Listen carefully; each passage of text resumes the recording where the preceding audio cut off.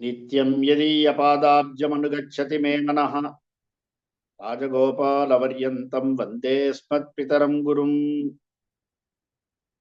कौण्डिन्यवंशकलशोधरिपूर्णचन्द्रं कृष्णार्यसूरितनयं रघुवीरभक्तं श्रीराजगोपगुर्वर्यकृपात्तबोधं श्रीवीरराघवगुरुं शरणं प्रपद्ये। लक्ष्मीतुरगास्य लास्य विभवत्स्थानायितास्यां भुजः श्रीश्रीवासयतीन्द्रदिव्यकरुणा दिव्यैक्षणैकास्पदम् श्रीमद्वीररघूत्तमं गुणगणैः सद्विद्ययाप्युन्नतम् नित्यं श्रेयसि दीक्षितं नतजने भक्त्या नतोऽहं भजे।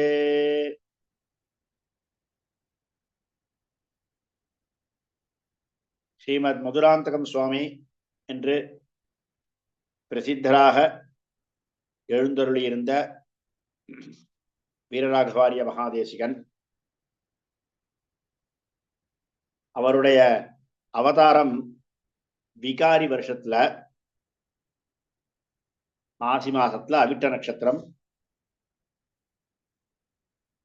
1900 விகாரி வருஷம். அதுல சுவாமியே சொன்ன சில விஷயங்கள் அடியேனுக்க அவருடைய தௌஹித்தராக இருக்கிற ஒரு பேர் இருக்கிறபடியினாலையும் கூடவே ஒரு 10 வருஷ காலம் கூடவே எனக்கு அவர் கூடவே இருக்கிற ஒரு பாக்கியம் கிடைச்சபடியினாலையும் அதுவும் கடைசியில ஒரு 3 வருஷம் ரொம்ப கூடவே இருக்க முடியா இருந்தது. அப்படின்னால அந்த சமயத்துல சுவாமி சாய்ச்ச சில விஷயங்கள் அதெல்லாம் வச்சுட்டு தான் நான் சொல்றது. சுவாமியுடைய பால்யத்திலேயே அவருடைய திருத்தகப்பனார் பரம வகிச்சிட்டார். உபநயனம் ஆயிடுத்து சுவாமிக்கு, பால்யத்திலேயே திருத்தகப்பனார் பரம வகிச்சிட்டார். ஆனா அவர் பரமபயத்துக்கு முன்னாடி உத்தமூர் சுவாமியும் நம்ம சுவாமியும் புதுலாந்த சுவாமி 2 பேருமா சேர்ந்து சொச்சன்னம் சுவாமி கிட்ட நியாய கிரந்தங்கள்லாம் வாசிச்சுட்டு இருந்தா. அந்த சொச்சன்னம் சுவாமி காரிய நிமித்தமா திருவையாருக்கு எழுந்தருளின போது உத்தமூர் சுவாமி அவருடைய நேரம் அவருடைய எழுந்தருளிட்டார். அங்க போய் படிக்கிறதுக்கு வாசிக்கிறதுக்கு போயிட்டார். ஆனா மதுராந்தகம் சுவாமிக்கு அப்படி போக முடியல அப்போ. ஏன்னா அவ தோப்பனாருடைய நியமனம் அப்போ நீ இங்க இருந்து பெருமாளுக்கு கைங்கரியம் பண்ணணும், மதுராந்தகத்துல சன்னதியில தீர்த்தக்காரர், அதனால தீர்த்த கைங்கரியங்கள்லாம் பண்ணணும், நீ கூட இருக்கணும் அப்படின்னு அப்போ அவ அப்பாவுடைய நியமனம். அப்போ உடனே போக முடியல. அதுக்கப்புறமா சுவாமிக்கு ஒரு 12 வயசுலேயே தோப்பனார் வியோகம் ஆயிடுத்து. அதுக்கப்புறம்தான் திருக்கல்யாணமே. சுவாமியுடைய தேவிகள் பாட்டி திருவேந்திபுரம் திருமலை நல்லான் சக்கரவர்த்தி பொய்கை பாக்கும்னு சொல்லுவா. திருமலை நல்லான் சக்கரவர்த்தி வம்சத்தை சேர்ந்தவா. அதுக்கப்புறமா கல்யாணத்துக்கு அப்புறமா மதுராந்தகம் சன்னதிக்கு தாயாதிகள்லாம் இருக்க ஏற்பாடு பண்ணி வச்சுட்டு அதுக்கப்புறமா சுவாமி திருவையாறு போய் சொச்சன்னம் சுவாமி கிட்ட வாசிச்சார். அது மாதிரி தர்க்க சாஸ்திரங்கள்லாம் வாசிச்ச பிறகு சாமானிய சாஸ்திரங்கள்லாம் இங்க எல்லாத்தையும் அபியசித்த பிறகு நம்ம கருடபுரம் சுவாமியுடைய பூர்வாசிரமத்திலே அந்த கருடபுரம் சுவாமி கிட்ட ஆசிரிச்சார் வேதாந்த காலக்ஷேபத்திற்கு. அதுவும் அந்த காலத்திலேயே சீக்கிரமா நடந்துருத்தோ. கிட்டத்தட்ட 1925 27 ஞாபகம். சுவாமியுடைய 27 திருநட்சத்திரத்துல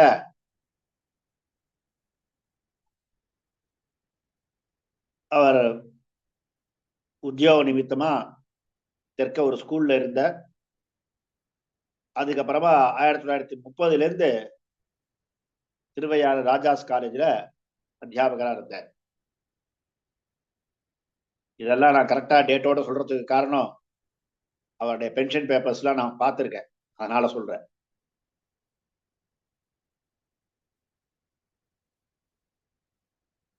அந்த காலகட்டத்துல திருவையாறுல இருந்தாலும் திருவையாறு பக்கத்துல புது அக்ரஹாரம்னு சொல்லுவா. அது அந்த காலத்துல புத அக்ரஹாரமாவே இருந்தது. அங்கதான் திருவையாறு காலேஜ்ல வேலையில் இருந்த பல வித்வான்கள்லாம் அங்கதான் குடியிருந்தாலாம். அந்த இடத்துல எழுந்தருளி இருந்து அப்பப்போ முக்கியமான எல்லா உற்சவங்களுக்கும் முதலாந்தகத்துல பெருமாளுக்கு கைங்கரியம் பண்றதுக்கு வந்து போவார். அந்த மாதிரி இருக்கிற காலகட்டத்தில் தான் அப்பவே நடுவில் 1925 தருமபுரம் சுவாமி சன்னியாசாசிரமம் ஸ்வீகரிச்சிட்ட பிறகு நடுவில் சமயம் கிடைக்கச்ச சுவாமி ரொம்ப காலம் திருவனந்தபுரத்துல தான் இருந்தார். திருவனந்தபுரத்துல காஞ்சிபுரத்துல அந்த மாதிரி அப்பப்போ கூட போய் சுவாமிக்கும் கைங்கரியாதிகள்லாம் பண்ணிட்டு இருந்தார். 1945 சுவாமி தருமபுரம் சுவாமியுடைய வியோகத்துக்கு பிறகு காலக்ஷேபாதிகள்லாம் பிரார்த்திக்க ஆரம்பிச்சு அப்பவே காலக்ஷேபங்கள் 45 திருநட்சத்திரத்திலே காலக்ஷேபாதிகள்லாம் சொல்ல ஆரம்பிச்சிட்டார்.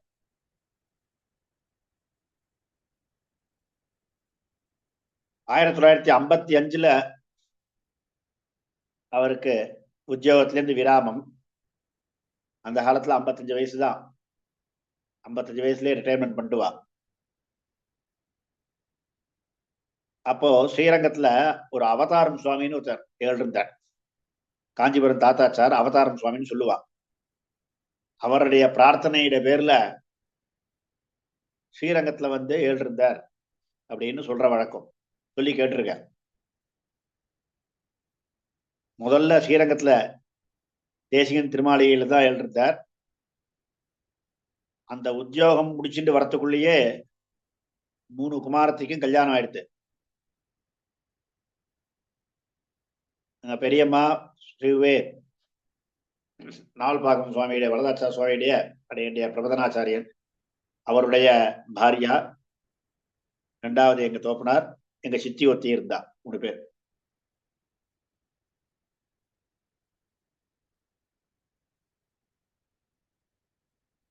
இந்த 3 பேருக்கும் கல்யாணம்லாம் பண்ணி முடிச்ச அப்புறம் ஸ்ரீரங்கத்துல ஸ்ரீரங்க வாசம், காவேரி ஸ்நானம், அங்க கிட்டத்தட்ட 1927 பக்கத்துல காவேரியில சீத்தாமாடி பழக்கம். அதனால ஸ்ரீரங்கத்துல வாசஸ்தானமா ஏத்தெடுத்துட்டு ஸ்ரீரங்கத்துல காவேரி ஸ்நானமும் ரங்கநாதனுடைய சேவையும் அந்த ஊர்ல இருந்தா வந்து பிரார்த்தித்தவர்களுக்கு காலக்ஷேபாதிகளும் சொல்லிட்டு சாய்ச்சிட்டு அங்கேயே எழுந்தார். அப்பப்போ எல்லா விசேஷமான வித்வத் சதஸ் எல்லாத்துலயும் பங்கெடுக்கிறார். வித்வத் சதஸ் எல்லாம் சுவாமியுடைய இது இருக்க, சுவாமியுடைய அந்த நிர்வாகங்கள்லாம் இருக்க, அதெல்லாம் பலரும் கேட்டு வியந்ததாக சொல்லி கேட்டிருக்கோம். ஆனா அந்த சமயத்துல வித்வோத்சவத்துல சுவாமி இருந்த சமயத்துல நாங்கெல்லாம் சின்ன பசங்க, அதனால எங்களுக்கு அவ்வளவு விஷயம் தெரியாது. நான் இந்த மாதிரி சுவாமி சாதிப்பன்னு பின்னாடி இருக்கிறா சொல்லி கேட்டு ஸ்ரீவாஷியாதி கிரந்தங்கள்லாம் வாசோவிதேயம் பங்கிகள் அப்படியே நுற்றும். ஸ்ரீவாஷியாதி கிரந்தங்கள்லாம் அதிகரண சாராவளி, ஸ்ரீபாஷ்யா, கீதா பாஷ்யம் எல்லாத்துலயும் பங்கி நுற்றும். அதனால எந்த ஒரு விஷயம் கேட்டாலும் இது இந்த இடத்துல இப்படி இருக்குன்னு உடனே சொல்லக்கூடிய ஸ்ரீ சுவாமி இருந்தார். பல பேர் சம்சயம் கேட்பாங்க. அடியனுக்கு சுவாமியுடைய எனக்கு நினைவு தெரிஞ்ச நாள் அப்படின்னா நான் 3ஆம் கிளாஸ் படிக்கிறச்ச 1972 நினைக்கிறேன். 3ஆம் கிளாஸ் படிக்கிறச்ச அப்பதான் ஸ்ரீரங்கத்துக்கு போய் நாங்க அங்கேயே படிக்கிறது, தாத்தாவத்திலே இருந்து படிக்கிறதுக்கு போறோம். நானு அந்த சமயத்துல எனக்கு அது தான் தெரியும். இப்ப சுவாமிக்கு கிட்டத்தட்ட 72 சுநட்சத்திரம். அப்பவே நித்தபடி காரியக்கிரமங்கள் என்னன்னா சுவாமி கூட ஒரு ப்ரொஃபசர் ஒருத்தர் இருந்தார், SSRன்னு பேரு, ஸ்ரீனிவாச ராகவாச்சார்னு, புதுக்கோட்டை. அவர் தான் சுவாமிக்கு நிச்சயப்படியில காவேரிக்கு 7:30 கூட போவார் ஒரு காலத்துல.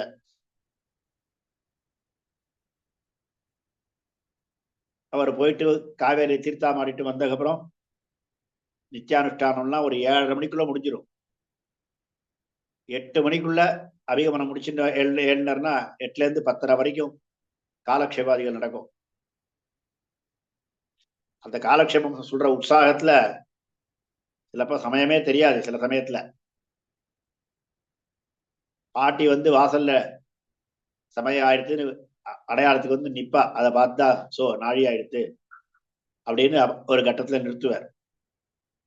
அதுக்கு மேல 10:30 11 மணிக்கு மேல மாத்தியானிகம் பண்ணி திருவாராதனம் பண்ணி அதுக்கப்புறமா ஆகாராதிகள்லாம் பார்த்துட்டு அனுயாகம் முடிச்சுட்டு மத்தியான வேளையில தர்க்க பாடத்துக்கு வருவா. இந்த தர்க்க பாடம் கிளாஸ் ஸ்ரீமத் ஆண்டவன் பாடசாலையில படிச்சுட்டு இருந்த வித்தியார்த்திகளுக்கு தர்க்க பாடம். அந்த தர்க்க பாடம் ஒரு 4 மணி வரைக்கும், 2ல இருந்து 4 மணி வரைக்கும் சாய்ச்சாகும். சாயங்கால வேளையில தேசிகன் திருமாளிகைக்கு ஏழு அங்க சில்லற ரகசியம் முதலான கிருத்தங்கள்லாம், ஏதாவது ஒரு கிருத்தம் யாராவது ஒரு 10 பேர் நிச்சயமா கேட்டுட்டு இருப்பான். அதற்கு பிறகு ஸ்ரீரங்கத்துல கோயில் பாடசாலைன்னு ஒண்ணு இருந்தது. அந்த சந்திர புஷ்கரணி கரையில ஒரு ராமன் சன்னதி இருக்க, ராமன் சன்னதி, பரமநாதன் சந்தி. அந்த பரமநாதன் சந்தி பக்கத்துல ஒரு கொரடு, அந்த இடத்துல தான் பாடசாலை நடக்கும். அங்க சுவாமி நித்தியபடி அங்க எழுந்தருளி அங்க பசங்களுக்கு திருவாய்மொழி சந்தம் சொல்லி கொடுத்தாங்க. இப்படி சந்தம் சொல்லி கொடுத்துட்டு அப்படியே ரங்கநாதனை கும்பல் எல்லாம் ஒண்ணும் இல்லாம இருந்தா உள்ள போய் சேவிப்பார். இல்லைன்னா ஒரு பிரதட்சணம் பண்ணிட்டு தாயாரை சேவிச்சுட்டு ஆத்துக்கு உடனே ராத்திரி அந்தர்யாமி ஆகும். அந்தர்யாமி ஆயிடுச்சுன்னா ஒரு 8 மணிக்குள்ள அந்தர்யாமி முடிச்சுட்டுருவேன். 8. அதுக்கப்புறம் வெறும இருக்க மாட்டார், கையில புஸ்தகம், ஏதாவது ஒரு புஸ்தகம் சேவிச்சுட்டு இருப்பார். சுவாமி ஜாகிரத அவஸ்தையில இருக்கார் அப்படின்னா ஒண்ணு யாருக்காவது பாடம் சொல்லிட்டு இருப்பார், இல்ல அனுஷ்டானமா இருக்கும், இல்லைன்னா தான் ஏதாவது ஒரு புஸ்தகத்தை பார்த்துட்டு இருப்பார், ஏதாவது ஒரு புஸ்தகத்தை ஏதாவது ஒரு கிரந்தத்தை சேவிச்சுட்டு இருப்பார். விளையாட்டுக்கு பாட்டியங்கள்லாம் சொல்லுவா, அவரை புஸ்தகத்தை கீழே வைன்னு சொல்லணும், உங்களை புஸ்தகத்தை எடுன்னு சொல்லணும், சொல்ல வேண்டியதா இருக்குன்னுவா. நாங்கெல்லாம் விளையாட்டு பசங்க. அப்போ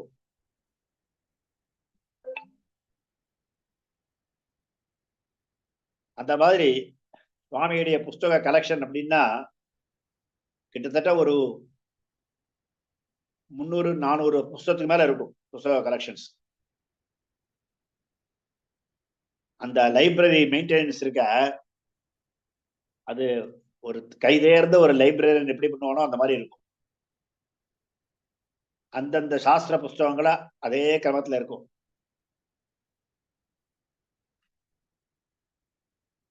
காலக்ஷேபாதிகள் இல்லாத நாள்ல, அனத்தியன நாள்கள்ல ஏதாவது எழுதுறது, வியாசம் எழுதுறது, அந்த மாதிரி எல்லாம் காரியங்கள் வச்சுட்டு இருப்பார்.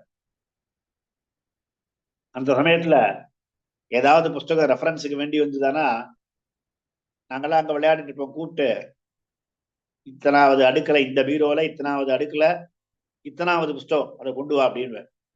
அந்த புஸ்தகம் அங்கேயேதான் இருக்கணும். அதே புஸ்தகத்தை கரெக்டா அவர் என்ன புஸ்தகத்தை கொண்டு வான்னு அவர் நினைக்கிறாரோ அதே புஸ்தகம் தான் அங்க இருக்கும்.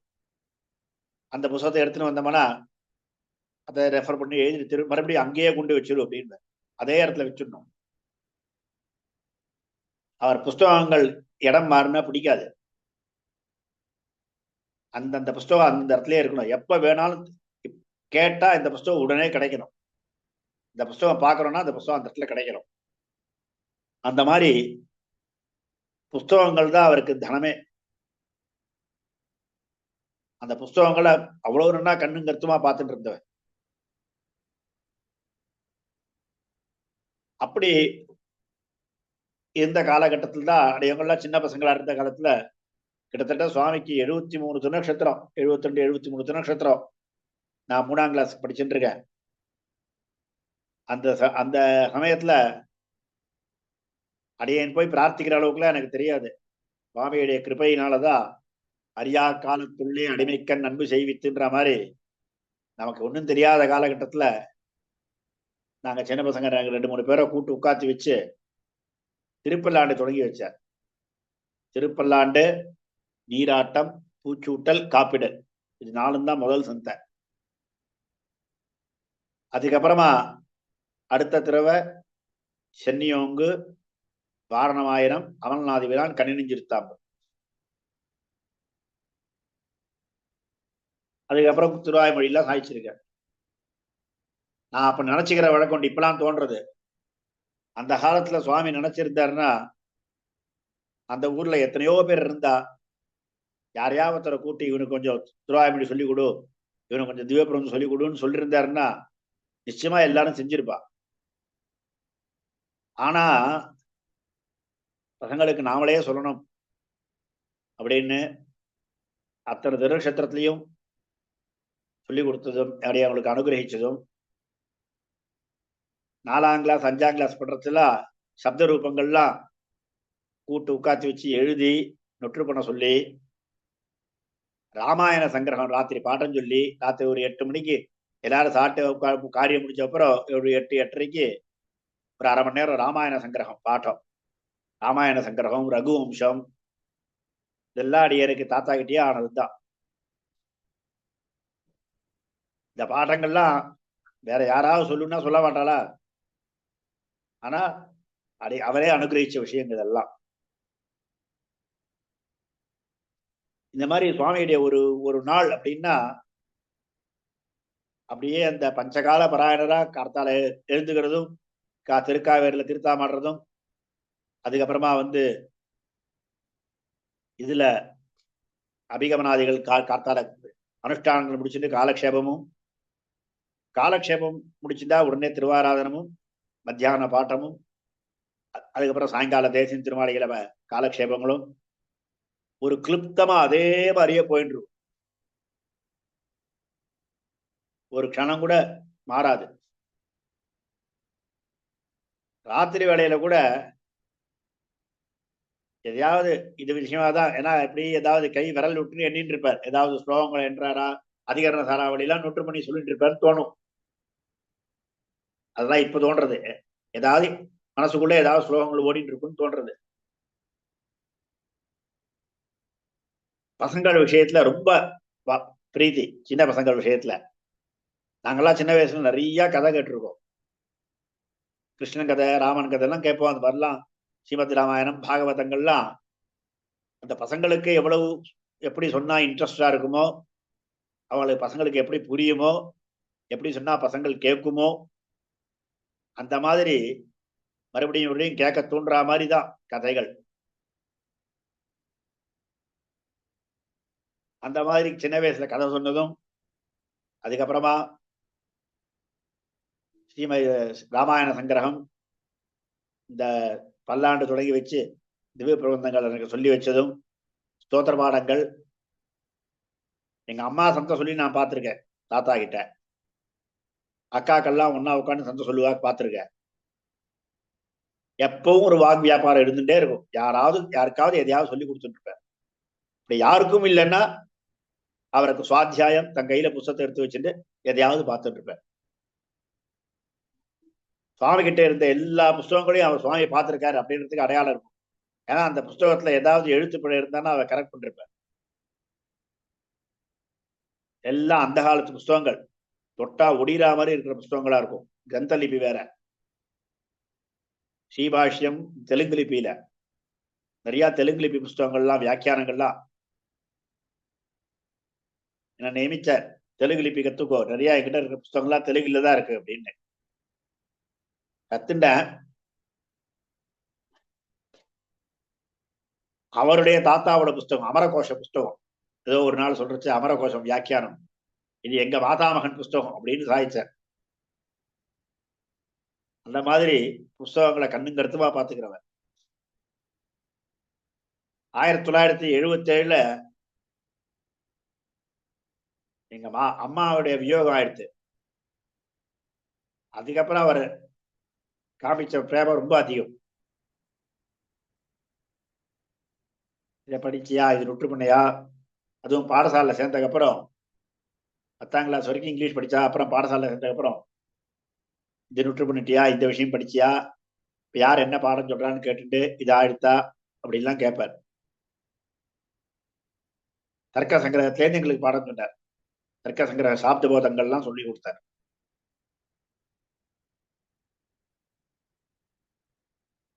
இத்தனை இதுக்கு நடுவுல அப்பெல்லாம் நாமளா சொல்லுன்னு சொல்லுவார். சில சமயத்துல விளையாட்டு பசங்க நாங்கெல்லாம் சந்தைக்கு போகாம இருந்தாலும் ஏன் சந்தைக்கு வரலன்னு ஒரு நாள் கேட்பாரு, ஏன்டா வரலன்னு சொல்லுவார். போகாம விட்டா கூட ஒன்றும் சொல்ல மாட்டேன். திருப்பி என்னைக்கா ஒரு நாள் தாத்தா சந்தை அப்படின்னா சரி உட்காரு, நீ எப்ப போய் கேட்கறோமோ அப்ப சந்தை, அவர் ஃப்ரீயா இருந்தா, இல்ல நான் 10 நிமிஷத்துல சொல்றேன் அப்படின்னு. எனக்கு இது உபநயனம் ஆனதுக்கு அப்புறம் சந்தியாவந்தனம் பண்ணி வச்சிருக்கார். இந்த மாதிரி பல விஷயமா அடியன் விஷயத்துல தாத்தாவுடைய அனுகிரகம். சாயங்கால வேளையில ஒரு காலகட்டத்தில் அடியன் தெரிஞ்சு 1980க்கு அப்புறம் தேசிகன் திருமாளிகை போய் சேவை காலக்ஷேபம் சொல்றதுன்றது நின்று போச்சு.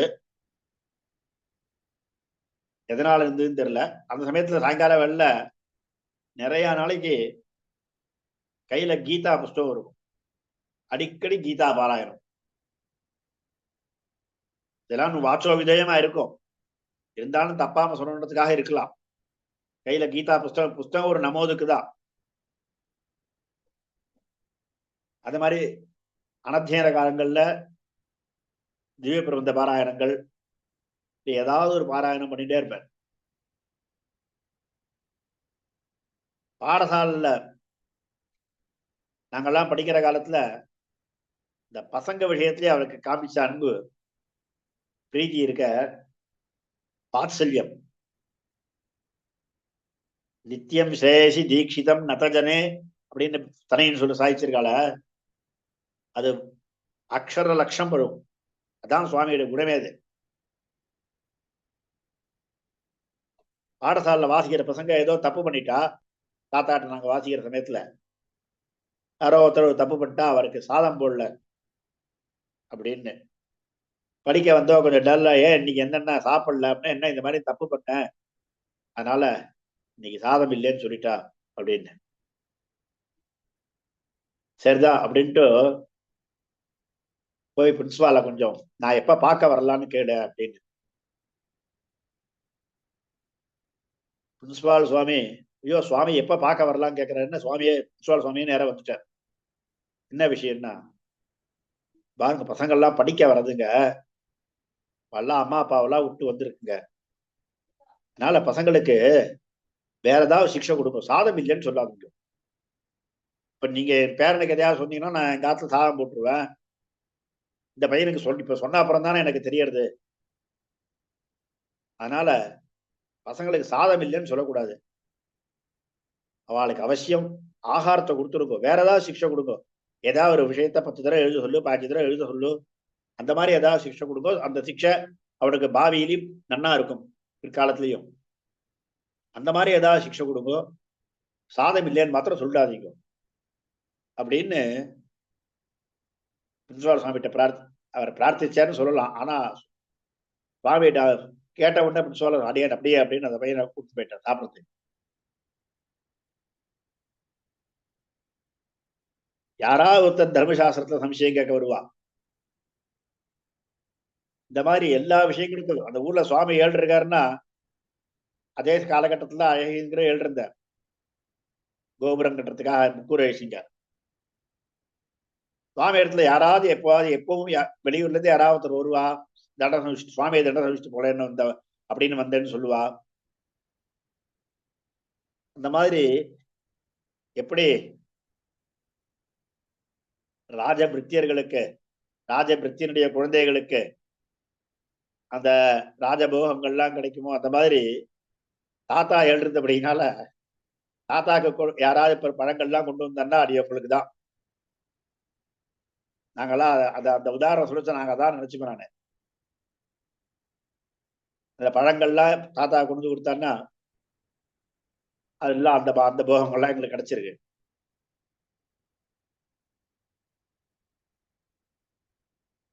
1980 காலகட்டத்துல 80 திருநட்சத்திரம் ஆயிடுச்சுன்னா அந்த சமயத்துல தான், அதுக்கப்புறம் தான் அந்த காலகட்டத்துல தான் 77 78க்கு அப்புறம் தான் அவர் வேஷ்டிய அவருடைய வேஷ்டிய பாடசாலையில் இருக்கிற அந்த பசங்க முதல்ல தரணிதராச்சார் சுவாமிக்கு அந்த கைங்கரியம் பண்ணிட்டு இருந்தார். காவேரில சுவாமி வேஷ்டியை வாங்கி அங்கேயே சுவாமி என்னன்னா துவச்சு கொடுப்பார். அதுக்கப்புறம் அடியனுக்கு கிடைச்சது. நான் கூடவே தாத்தா கூடவே போவேன். போறச்சியும் கூடவே போகணும், வரச்சியும் கூடவே வரணும். அதுல வேஷ்டியை துவச்சி கையில் எடுத்துக்கிறது, வேஷ்டியை உலர்த்துறது, இந்த கைங்கறி எல்லாம் அடியனுக்கு கிடைச்சது. கொஞ்சம் சரி திருமேனி பாங்கு இல்லைன்னா அடையன் தான் டாக்டர் அழிச்சுட்டு போவேன்.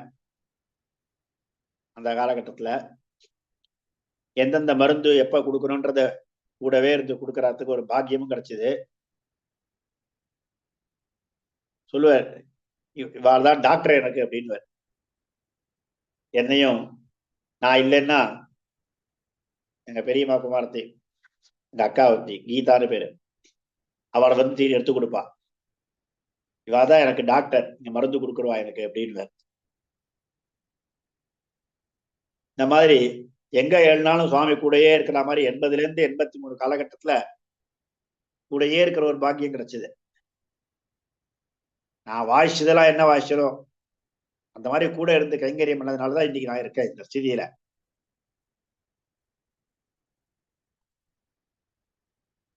எண்பத்தி ஒண்ணு காலகட்டத்தில் தான், 81 ஞாபகம் சரியா இருந்ததுதானே, 1981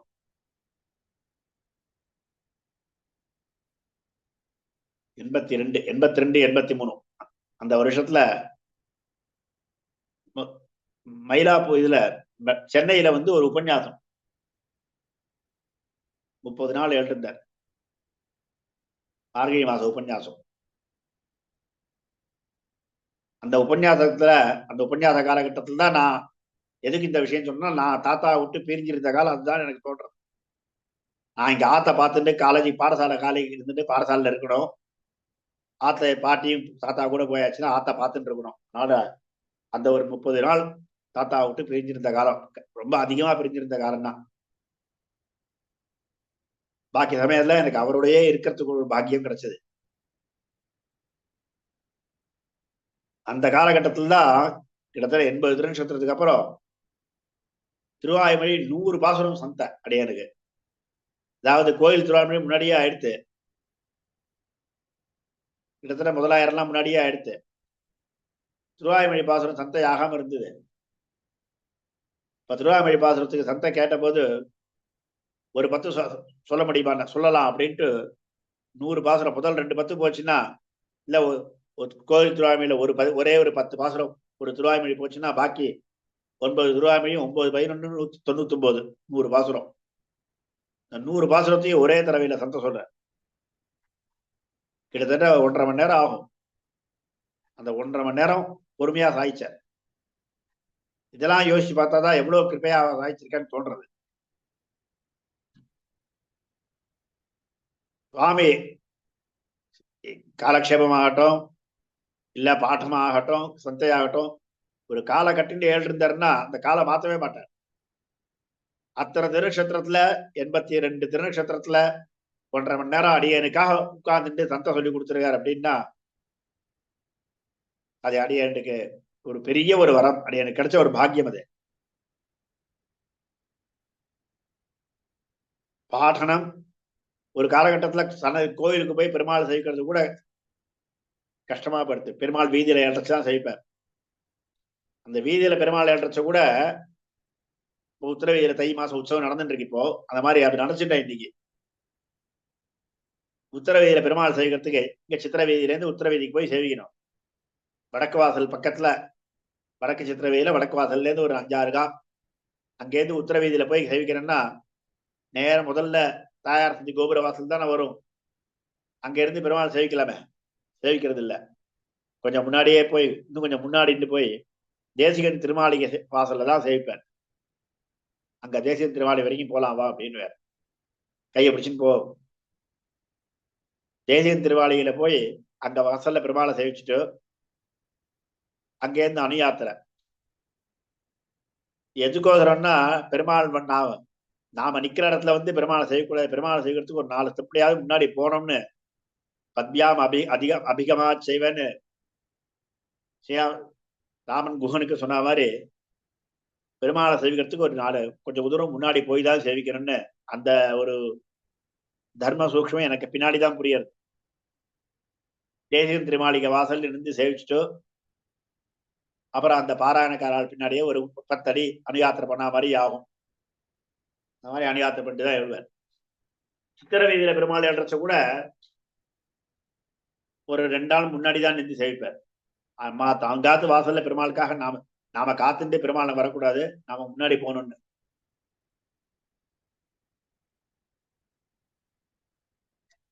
அந்த மாதிரி சுவாமியுடைய எத்தனையோ தர்ம சூக்ஷ்மங்கள். அவருடைய ஆச்சமனம் சேவிச்சினமான ஆச்சமனம் பண்ற அழகு பார்த்தோம்னா அதுவே நல்லா இருக்கும். நிதானமா ஆச்சமனம் ஆகும். இந்த ஆச்சமனமும் எல்லா அனுஷ்டானங்களும் நிதானமா ஆகும். சாயங்கால வேலை அனுஷ்டானங்கள் காத்தால வேலை காவேரிக்கு போயிட்டு வந்து அனுஷ்டானம் ஆனது ஆகும். சாயங்கால வேலை கரெக்டா அந்த சமயத்துக்கே ஆயிடும்.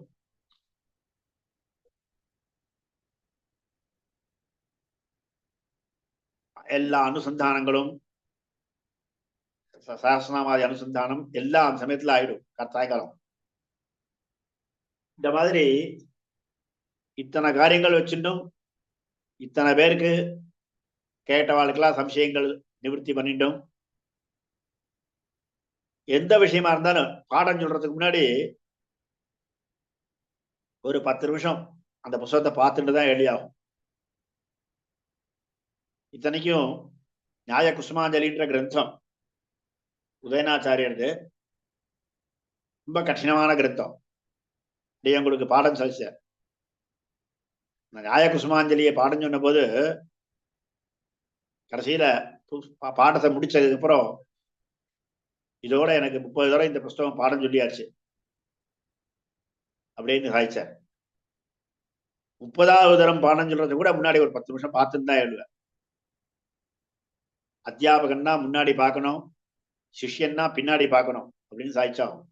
அப்பப்ப கிளாஸ் முடிஞ்ச உடனே டேய் பழைய பாடங்கள்லாம் பராமர்சம் பண்ணுங்கடா, பராமர்சம் பண்ணலைன்னா மறந்து போயிடும், அப்பப்ப பழைய பாடங்கள்லாம் பார்த்துட்டே வாங்கும் அப்படின்னு சாதிச்சாகும்.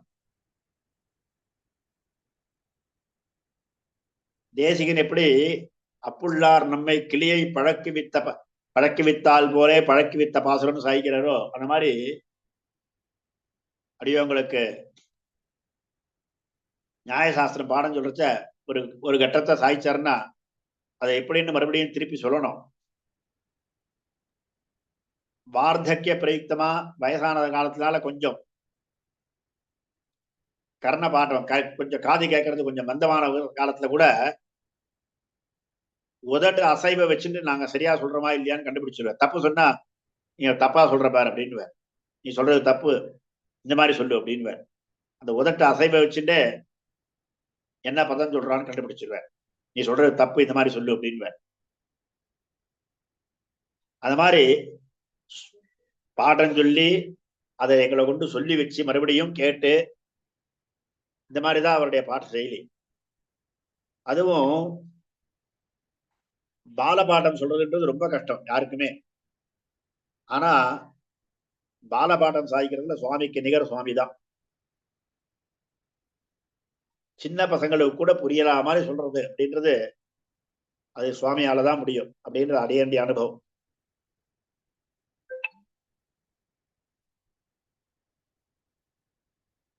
ஆயிரத்தி 1983 நாங்க சிரோமணி கடைசி வருஷம் நாங்கெல்லாம் வாசிச்சுட்டு இருக்கோம். நாங்கள்லாம் அப்படின்னா அடியேன், நாவல்பாக்கம் வாசுதேவாச்சார் சுவாமி, கிழிஞ்சிகுண்டம் விஜயராவச்சார், கும்பகோணத்துல ஒருத்தர் இருக்கார் கும்பகோணம் வீரராவச்சார்னு, சரஸ்வதி மகா லைப்ரரி வந்து ரிட்டையர் ஆயிட்டார் இப்போ. அப்புறம் வனமாமலை முரளிதராச்சார் நாங்க 5 பேர் ஒன்னா வாசிச்சோம். அந்த காலகட்டத்துல ஒரு அந்த 1983 டிசம்பர் மாச சமயத்துல கொஞ்சம் ஒரு ஹிருதயத்துல ஒரு வீக்னஸ் இருக்குன்னு தெரிஞ்சது. டாக்டர் வந்து அதிகமா பாடம் சொல்ல வேண்டாம், நடக்க வேண்டாம், அதனால காவேரிக்கு போறதெல்லாம் குறைச்சுங்கோ, பாட்டத்தை குறைச்சுங்கோ அப்படின்னா. காவேரிக்கு போறதும் பாட்டம் சொல்றதும் 2 காரியம் நான் பண்ணல அப்படின்னா அப்ப நான் இந்த லோகத்துல இருக்க வேண்டிய அவசியம் இல்லை, என் காலம் வந்துருத்துன்னு அர்த்தம், நான் கிளம்பிடலாம். இது 2 எப்ப முடியாதோ இனி இருந்து என்ன பிரயோஜனம் அப்படின்னு சாதிச்சாச்சு.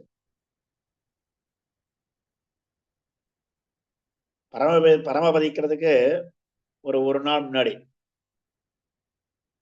வெள்ளிக்கிழமை சாயங்காலம் நாங்கெல்லாம் பாடத்துக்கு வந்திருக்கோம். அதுக்கு முதல் நாள் வரைக்கும் பாடம் சாதிச்சிருக்கேன்.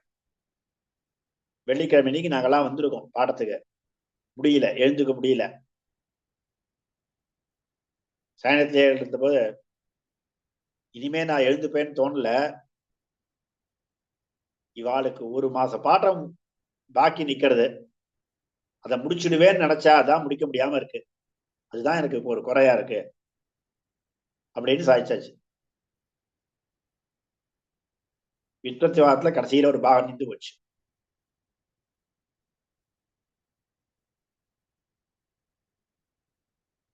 எதுக்கு சொல்ல வந்தேன்னா, இது வந்து அத்தியனம் அத்தியாபனம் இதுதான் தனக்கு வந்த காரியம்னு, கிரந்த லேகனம் இதெல்லாம் தான் நான் பண்ணிட்டு இருந்த காரியம், இதுதான் தனக்கு அவசியம் பண்ண வேண்டிய காரியம்னு அந்த ஒரு நெறியிலேயே, அந்த ஒரு சிஷ்டையிலே இதுலயே இருந்தது. சுவாமிக்கு யாராவது சிஷ்யால் வந்து ஏதாவது தனங்கள் ஏதாவது பைசா ஏதாவது சமர்ப்பிச்சா கூட அது என்னன்னு கூட பார்க்க மாட்டார். நான் எடுத்து தாத்தாட்ட தாத்தா அப்படின்னு கையில காமிச்சோம்னா பாட்டிகிட்ட கொடுத்துரும் அப்படின்னு. என்ன கொடுத்தா ஏது கொடுத்தா ஒன்னும் கேட்டுக்க மாட்டார். ஆனா பாட்டி அதுக்குன்னு என்ன பண்ணுவான்னா சொல்லாம இருக்க மாட்டா. தாத்தா கிட்ட வந்து இவர் இவ்வளவு கொடுத்தார், இவர் இவ்வளவு கொடுத்தார் அப்படின்னு. அது நடுவுல யாராவது அதிகமா கொடுத்து ஏதாவதுன்னா இவர் எதுக்கு இவ்வளவு கொடுக்குறாரு, இவருக்கே கஷ்டப்பட்டு இருக்கான்னு கேள்விப்பட்டேன், இவர் இதுக்கு இவ்வளவு கொடுக்குறாரு அப்படின்னு, அதனால இவர் கொடுக்க வேணாம்னு சொல்லுவோம் அப்படின்னு பாட்டி சொல்லுவா. ஸ்ரீரங்கத்துல பாடசாலையில வாத்தியாரா இருந்த போது எனக்கு பசங்களுக்கு பாடம் சொல்றதுக்கு சம்பாவனை எல்லாம் ஒண்ணும் வேணாம் அப்படின்னு சாதிச்சுட்டேன். பெருமை பாடம் சொல்ற சம்பளம் எல்லாம் ஒண்ணும் வேண்டாம் அப்படின்னு. ஆசிரமத்துல ஸ்ரீகுணதேசி ஸ்ரீமத் ஆண்டவன் அவர் சம்பாவனை வாங்கிக்க மாட்டேங்கிறன்றதுனால, சம்பளம் வாங்கிக்க மாட்டேங்கிற, சம்பாவனை வாங்கிக்க மாட்டேங்கிற அப்படின்னால இங்க இருக்கிற வாத்தியார்களுக்கெல்லாம் நான் வந்து தங்கறதுக்கு வசதி கொடுத்துருக்கேன். அதனால சுவாமியுடைய அந்த தங்கிட்டு இருக்கிற வீட்டுக்கு என்ன வாடகையோ அதை நான் கொடுக்குறேன் அப்படின்னு யாரு அந்த ஆத்துக்கு சொந்தக்காரரோ அவர்கிட்ட டைரக்டா கொடுத்துட்டு இருந்தா. ஸ்ரீமத் அழகிய சிங்கர் மாசா மாசம் சுவாமிக்கு அப்படின்னு அரிசியெல்லாம் அனுப்பிச்சா. வேண்டான்னு சொன்னாலும் கேட்கல. சுவாமி இதெல்லாம் எதுக்கு, எனக்கு மடத்து கைங்கரிய ஆள் கொடுக்கணும், நான் எதுக்கு, நான் இல்லை இங்க இருக்கட்டும்னு கொடுப்பேன். அதுவும் என்ன பண்ணுவான்னா பாட்டி இந்த கோபுரம் கட்டிட்டு இருந்தபடினால இந்த ரங்கநாதனுக்கு கோபுரத்து இத அப்படின்னு தாத்தா அந்த பைசாவை கோபுரத்துக்குன்னு சொல்லி திருப்பி கொடுத்துருவேன். அந்த அந்த பைசாவை அதுக்குள்ள அந்த அமைந்திரிக்குள்ள பைசாவை கோபுரத்துக்கு கோபுர கைங்கரியத்துக்குன்னு திருப்பி சாப்பிச்சாயிடும். ஒரு சன்னியாசி, ஒரு காவி கட்டாத ஒரு விரக்தி உள்ள சன்னியாசி எப்படி இருந்தாரோ அப்படி இருந்தார். அடிக்கடி தங்க ஆச்சாரியனை பத்தி, கருடபிரம்ம சுவாமி பத்தி அடிக்கடி சாய்ச்சா. ஆட்டத்தினோட கூட சன்னியாசாசிரமம்னா அந்த மாதிரி இருக்கணும், அந்த மாதிரி அவரோட போயிடுத்து அப்படின்னு சுவாமி கருடபிரம்ம சுவாமி பத்தி சொல்றச்ச ரொம்ப மனசு நெகிழ்ந்து வாய் நெகிழ்ந்து போகும். அந்த மாதிரி சாய்ச்சா நிறைய சாய்ச்சிருக்கேன். சுவாமியுடைய கருடபுரம் சுவாமியுடைய சரித்திரத்தை பத்தி 1983 சித்திர மாசம் ஏப்ரல் மே உத்தமர் சுவாமி பரம விஷ்டர்னு வார்த்தை வந்தது. அந்த நியூஸ் கிடைச்ச உடனே அன்னைக்கு நாங்கெல்லாம் வாசிச்சுட்டு இருக்கோம். போய் உட்காந்து வழக்கமா ஆரம்பிச்சு சேவை படி அப்படின்னு முதல்ல படிக்க சொல்லுவார். ஒரு கட்டம் சேவிக்கணும். அந்த வார்த்தையை வாசிச்ச உடனே தாத்தா பாடத்தை ஆரம்பிக்கல. இன்னும் யோசிச்சுட்டு இருந்தேன். ஒரு 10 நிமிஷம் 5 நிமிஷம் கழிச்சு உத்தமர் சுவாமி சரித்திரத்தெல்லாம் சாய்ச்சார். தனக்கும் உத்தமர் சுவாமி எப்படி இருந்தா அப்ப சொன்னதுதான். நானும் அவரை ஒன்னா வாசிச்சுட்டு இருந்தோம் மதுராந்தகத்துல சொச்சந்த சுவாமி கிட்ட. அப்புறம் சொச்சந்த சுவாமி தெற்கே எழுந்த போது அவருக்கு ஏழ்ட்டார், என்னால போக முடியல அப்போன்னு அந்த கதையெல்லாம் அப்ப சொன்னதுதான். உத்தமர் சுவாமியை பத்தியும் அந்த சுவாமிக்கு தலைக்குள்ள எப்படி இது எல்லா விஷயங்களையும் அன்னைக்கு சாய்ச்சாச்சு. அதுக்கு மேல இன்னைக்கு பாடம் வேணாம் போறோம் அப்படின்ட்டார். ஒரு மணி நேரம் கிட்டத்தட்ட உத்தமர் சுவாமியை பத்தி சாய்ச்சிருப்பார். அவருக்கு அவர் பால்ய காலத்துல இருந்து கூடயே வாசிச்சவரான அப்படின்னால சிஷ்யால திருத்தி பணிகொள்றதுன்றது சுவாமியுடைய அவருடைய அசாதாரணமான குணம். அது யாரோ ஒருத்தர் ஒரு பெரிய சுவாமி, அந்த சுவாமியுடைய பேரன்னு சொல்லிட்டு ஒருத்தர் வந்த போது சுவாமி சாய்ச்சாச்சு அப்படின்னு கேள்விப்பட்டிருக்க. நீ அந்த தாத்தாவுக்கு பேரன்னு சொல்லிக்கிறதா இருந்தா சொரூபத்தோட இரு, இல்லைன்னா நீ சொல்லிக்காத, பெரியவா பேர்லாம் இது பண்ணாத, கேட்க கெடுக்காதன்னு.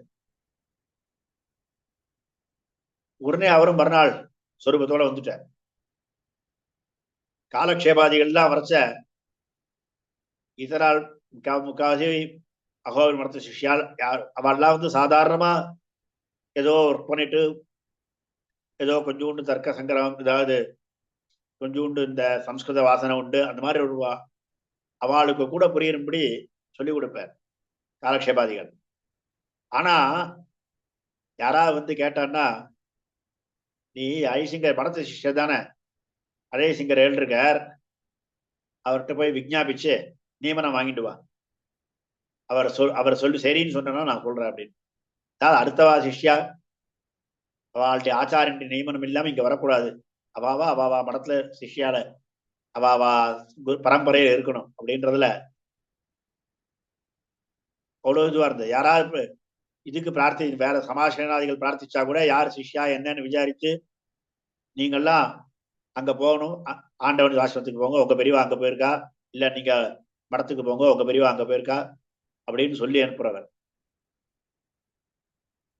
அப்படி இல்லாம கருடபுரம் சுவாமி சிஷ்யா எங்க பெரியவாள்லாம் கருடபுரம் சுவாமிகிட்ட ஆசிரியச்சவா அந்த மாதிரி யாரு சொல்லிட்டு வராளோ அவளுக்கு மட்டும்தான் இவர் சமாசனமோ பரநியாசமோ பண்றது அப்படின்றதெல்லாம்.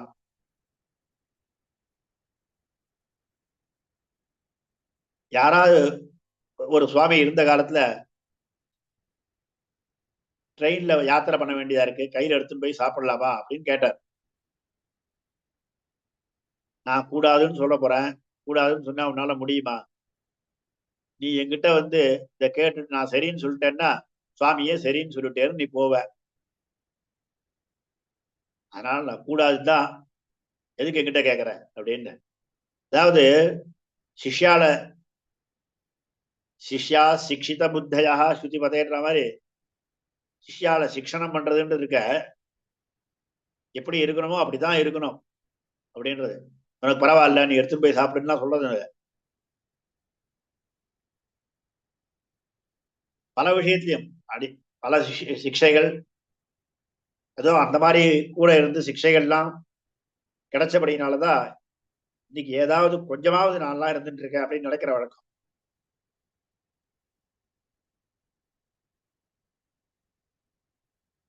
சுவாமியுடைய சரித்திரத்தை பத்தி இன்னும் எத்தனை வேணா சொல்லிட்டு போகலாம். நான் வந்து சுவாமியுடைய கடைசி ஒரு 10 வருஷ காலகட்டம் தான் அடி எனக்கு தெரியும். இப்படி நடக்கிறது உண்டு. இன்னொரு 10 வருஷம் முன்னாடி பிறந்திருக்கலாமோ அப்படின்னு நம்ம கையில இல்ல. நாம எப்ப பிறக்கணும் அது நம்ம கையில இல்லையா? அது இருந்தாலும் நினைக்கிறேன், இன்னொரு 10 வருஷம் முன்னாடி பிறந்திருந்தா இன்னும் கொஞ்சம் நிறைய படிச்சிருக்கோம் நம்ம தாத்தா கிட்டயே அப்படின்னு தோன்ற வழக்கம் உண்டு.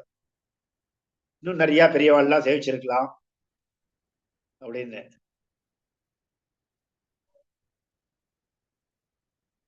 ஆனா இருந்த காலகட்டத்து வரைக்கும் இந்த 10 வருஷத்துல நானா போய் கேட்டு தெரிஞ்சதை காட்டிலும் சுவாமியா கூட்டி சொல்லி வச்சதுதான் எனக்கு ஜாஸ்தி.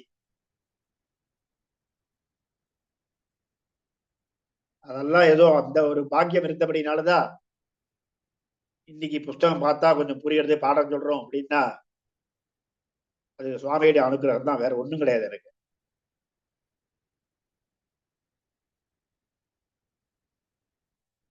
கடைசி காலகட்டம் வரைக்கும் பரமபீடத்துக்கு 2 நாள் முன்னாடி கூட விஷயம் சொல்ல வந்தது என்னன்னா, என்ன பைசா இருக்கு என்னன்னா சுவாமிக்கு ஒண்ணுமே தெரியாது, நிர்வாகம்னா பாட்டி தான். ஆனா பாட்டி தாத்தாக்கு சொல்லாம ஒரு வார்த்தை சொல்லாம ஒண்ணுத்தையும் ஒரு செலவும் பண்ண மாட்டா. இந்த மாதிரி இவர் கொடுத்தார், இது வந்தது, இது போச்சு, இத்தனை செலவு எல்லாம் சொல்லுவா. தாத்தா எல்லாம் ஆன்னு கேட்டுப்பேன். ஆனா என்ன பண்ண ஏன் பண்றேன்னு ஒரு வார்த்தை கிடையாது. அவர் தன்னுடைய சொத்தா நினைச்சது பூரா புஸ்தகங்கள் தான். பரவாயில்ல முன்னாடி அந்த சொன்னேனே அன்னைக்கு எங்களுக்கு பாடம் நிக்கிறதுன்னு அன்னைக்கு சுவாமி சாய்த்த வார்த்தை, புஸ்தகங்கள்லாம் விற்காதீங்க, யாருக்கு உபயோகமோ எடுத்துக்கோ. புஸ்தகங்களுக்கு வேலை போட்டு வித்து அந்த புஸ்தகம் வித்து சம்பாவனை வந்த பைசா இருந்து ஒன்றும் ஜீவிக்க வேண்டிய அவசியம் இல்லை. புஸ்தகங்களை விற்காதீங்க, உபயோகப்படுத்திக்கோ நன்னா அப்படின்னு தான் சாய்ச்சாச்சு. அவர் தன்னுடைய சொத்தா நினைச்சது புஸ்தகங்களை தான், வேற எதையுமே இல்லை. எங்க தோப்பனார் தாத்தா கிட்ட காலக்ஷேபம் பண்ணபடினால ஸ்ரீமத் சாரமும் பகவத் விஷயமும் ஸ்ரீபாஷ்யம் இது மூணு எங்க தோப்பனாருக்கு. பகவத் விஷயம் பூரா சுவாமி கிட்டே தான். ஸ்ரீமத் சாரமும் ஸ்ரீபாஷ்யமும் உத்திமங்கலம் சுவாமி கிட்ட ஆரம்பிச்சது. அப்புறம் அந்த சுவாமி பரம விஷ்டார் நடுவில். அதனால இந்த இடத்துல சேவிச்சு முடிச்சு அதுக்கப்புறம் மறுபடியும் ஆரம்பத்துல இருந்து விட்ட இடக்கு இங்கேயே ஆட்டணும் அப்படின்னு சுவாமி நியமனத்தினால பூரா இங்கேயே ஆட்டணும்னு சாய்ச்சாச்சு, தாத்தா சாய்ச்சார். அதனால மறுபடியும் இங்க பூரா ஆச்சு அப்படின்னு எங்க சோப்பனா சாய்ச்சிருக்கார். காலக்ஷேபம் சீபாஷ்யம் காலக்ஷேபம் பண்ற சமயத்துல அதே மாதிரிதான் ஸ்ரீமத் சாரமும் ஆரம்பத்துல இருந்தே மறுபடியும் ஆச்சுன்னு. இப்படி எனக்கு எங்க தோப்பனாட்டு அன்மயமானபடினால அடியனுக்கு தாத்தா தனியனை சொல்லி சேபாஷி காலக்ஷேபமோ ரகசிய காலக்ஷேபமோ பகவத் விஷய காலக்ஷேபமோ இதெல்லாம் எனக்கு எங்க தாத்தா தனியனை சொல்லி எனக்கு சேவிக்க முடியாத ஒரு பாக்கியம் கிடைச்சது. அது எனக்கு ரொம்ப பெரிய ஒரு பாக்கியம் நான் நினைக்கிறது.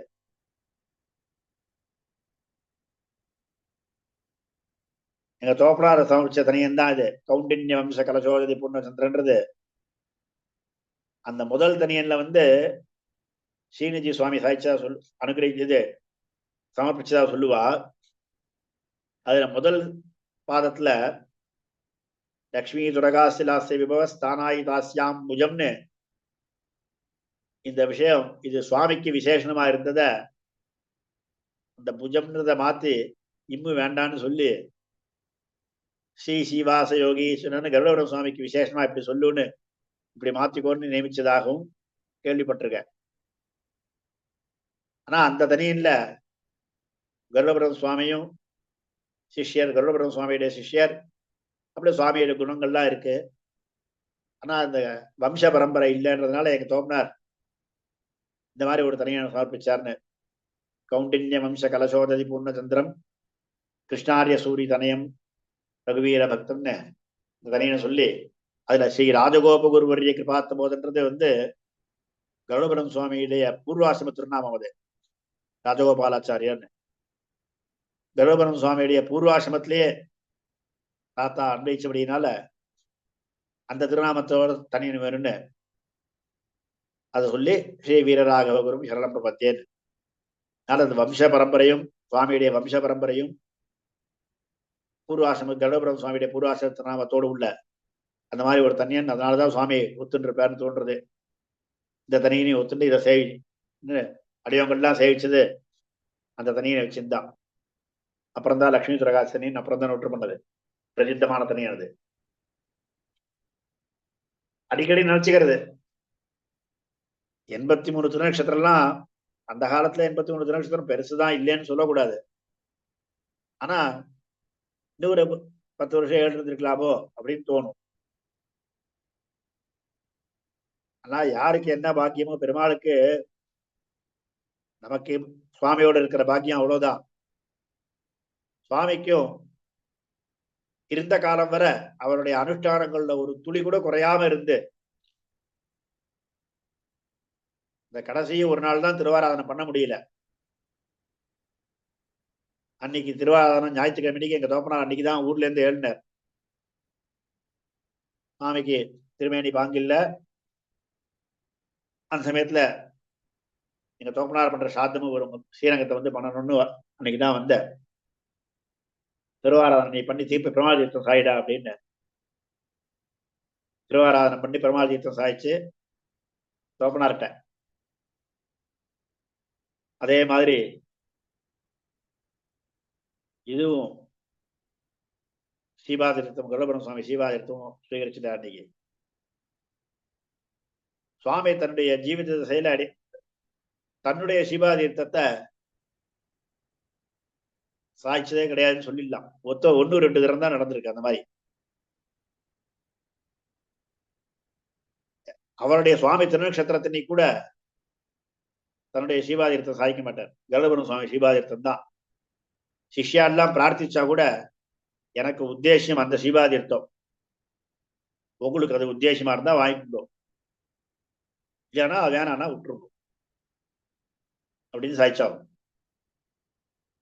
சுவாமி திருநக்ஷத்திரத்தினை கூட மாசைய விட்டத்தினை கூட அவர் கருடபுரம் சுவாமி சீபாதீர்த்தத்தை சேர்த்துட்டு அந்த சீபாதீர்த்தம் தான் அவரை சேர்த்துக்கிறதும் பாக்கி எல்லாருக்கும் கொடுக்கறதும் அதுதான்.